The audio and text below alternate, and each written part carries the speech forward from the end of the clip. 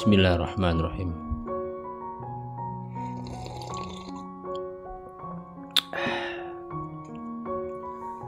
Secangkir kopi John Pakir, M.H. Ainun Najib.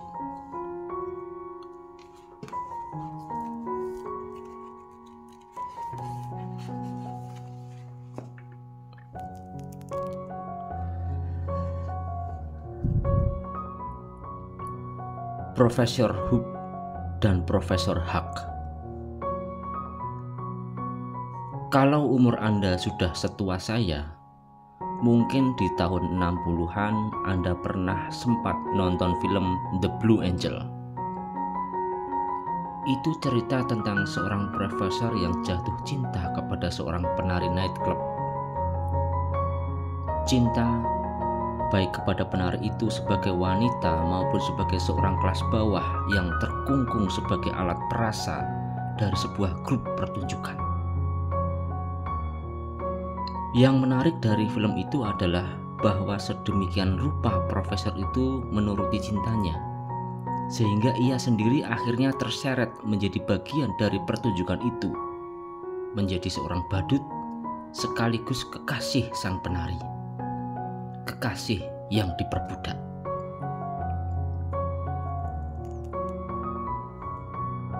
Kalau saya yang menulis dan menyutradari film itu, akan saya gambarkan betapa besar komitmen sang profesor kepada nasib sang penari. Tapi juga betapa tidak tepat bentuk cinta yang dipilihnya. Ia menghabiskan hari-harinya demi menyenangkan sang penari. Ia mencucikan pakaiannya, memotongkan kukunya, membersihkan sepatunya, dan seterusnya. Bahkan sang penari makin lama makin manja dan meminta profesornya melakukan hal-hal apa saja demi kesenangannya. Sedemikian rupa sehingga apa yang dikerjakan profesor bukan lagi amal yang pantas dibalas rasa syukur. Bukan lagi rahmat yang patut diterima kasihi. Bukan lagi hikmah yang dijadikan landasan untuk menempuh dan mencapai perjuangan hidup yang lebih baik. Apa sebabnya? Karena kehendak-kehendak, kebutuhan dan kesenangan yang muncul dari dalam sang penari tidak memiliki landasan yang jelas dan tidak diolah berdasarkan pertimbangan dan perhitungan hidup yang matang. Bahkan kalau sang profesor tidak bersedia melakukan apa yang diinginkan oleh sang penari, seolah-olah profesor itu berdosa.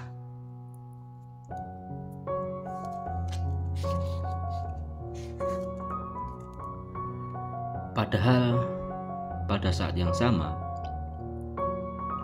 profesor itu diberi Tuhan potensi dan kapasitas untuk mampu melakukan hal-hal yang jauh lebih besar dan jauh lebih bermakna. Tidak saja untuk sang penari, tapi juga untuk lingkungan yang lebih luas. 1-2 jam yang dipakai oleh profesor untuk memotong kuku atau membadut sehingga menghibur hati sang penari, sesungguhnya bisa dipakai oleh sang profesor untuk melakukan sesuatu yang lebih besar dan berhikmah.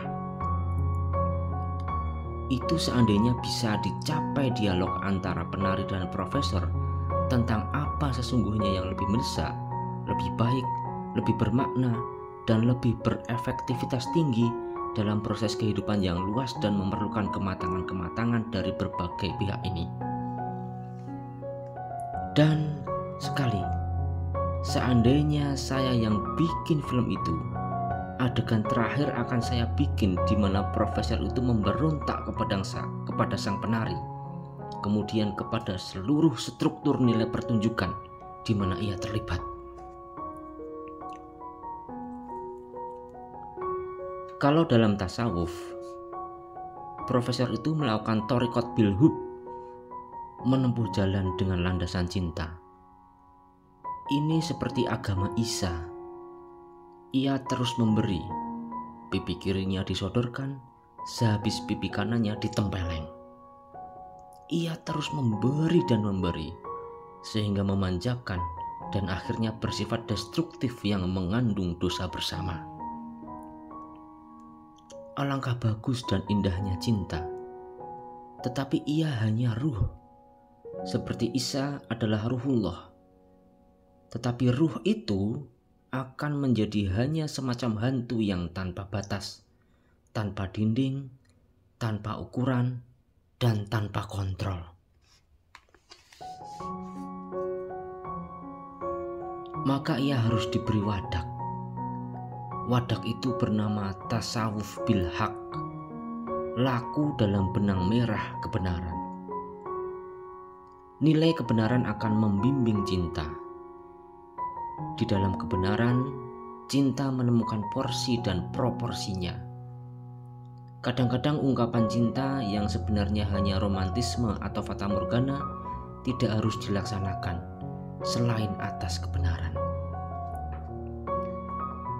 Di akhir film itu, saya akan bikin profesor mulai bertahan memakrifati cintanya dalam kebenaran, meskipun amat sakit, meskipun ia dikucilkan, tak dipahami atau dibenci oleh sang penari atau oleh seluruh birokrat pertunjukan.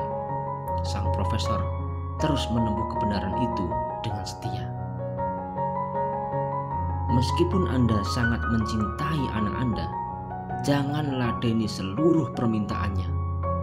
Kita ukur pemberian kita berdasar hak. Kalau tidak, kita merusak anak kita sekaligus merusak diri kita sendiri.